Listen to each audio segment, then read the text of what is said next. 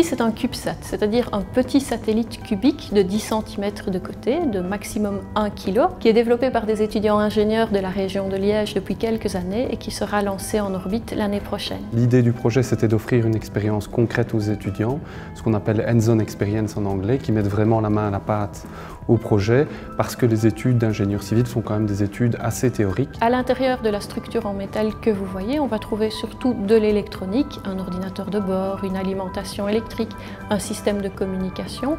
Puis Oufti emportera surtout 3 expériences technologiques. La première, c'est un protocole de communication qui s'appelle le D-Star. C'est une manière de coder l'information, de l'envoyer sur les ondes, jamais testée dans l'espace. La deuxième chose, c'est une alimentation électrique expérimentale qu'on développe avec Thales Alenia Space 7K à Charleroi. La troisième chose qu'on va tester, ce sont des nouvelles cellules solaires avec une plus haute efficacité. Ce qui est très particulier lorsqu'on envoie un satellite dans l'espace, la première chose, c'est le lancement. Il va vraiment être soumis à de grandes vibrations, à des chocs. Donc il faut d'abord le concevoir pour qu'il puisse résister à ça. Au niveau mécanique, il est ensuite plus tranquille lorsqu'il est en orbite. Par contre, il faut être attentif à la thermique. Dans l'espace, la chaleur ne se propage pas comme sur Terre, donc il faut vérifier que certaines parties ne vont pas trop chauffer ou au contraire avoir trop froid. Donc l'objectif, c'est de s'assurer que Oufti va rester non seulement en un morceau, c'est sûr, mais qui ne sera pas endommagé une fois arrivé dans l'espace.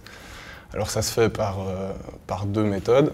Tout d'abord, un modèle élément fini dans un logiciel qui permet de prédire quelles sont les zones fragiles du satellite et d'y faire attention lorsqu'on va passer à la deuxième partie des tests, les tests expérimentaux. Et ça se passe comment? Vous prenez le satellite, vous le mettez dans cette boîte qu'on appelle le test pod, vous le secouez, pas vous, la machine.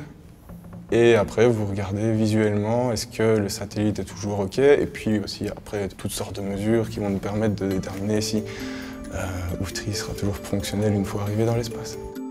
Un des défis du projet, c'est évidemment de construire le système Oufti 1 total, c'est-à-dire le satellite plus les éléments au sol. Et puisque ces développements ont lieu en parallèle, nous nous entraînons sur des satellites existants. Donc, aujourd'hui, la station de suivi de satellites de Montefiore est opérationnelle déjà depuis près d'1 an. Nous pouvons suivre des satellites essentiellement radioamateurs, écouter leurs balises, en morse notamment, et donc bien vérifier que notre système automatique de tracking de satellites fonctionne. Alors, le projet Oufti 1 est le premier projet de nanosatellite étudiant en Belgique. Alors la bonne nouvelle, c'est que ça a suscité aussi un autre intérêt et qu'actuellement, il y a un projet de constellation de nanosatellites qui est proposé par l'Institut von Karman. Donc ce sera le premier, mais il y en a déjà d'autres qui vont suivre dans d'autres institutions aussi. Donc l'idée du projet a germé en 2007 et le projet a véritablement démarré avec une équipe complète d'étudiants en 2008. 5XAW pour N4NCR, rendez-vous en 2013 pour le lancement d'Oufti 1.